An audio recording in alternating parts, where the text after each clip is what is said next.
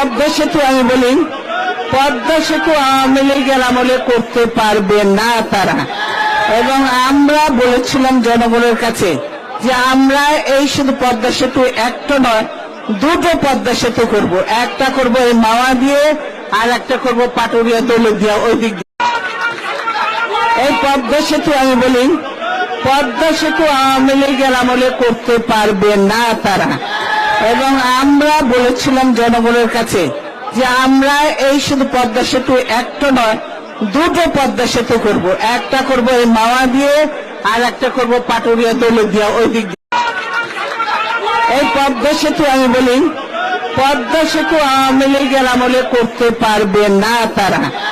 এবং আমরা বলেছিলাম জনগণের কাছে যে আমরা এই শুধু পদ্মা সেতু একটা নয়, দুটো পদ্মা সেতু করব। একটা করব এই মাওয়া দিয়ে, আর একটা করব পাটুরিয়া দৌলতদিয়া ওই দিক দিয়ে।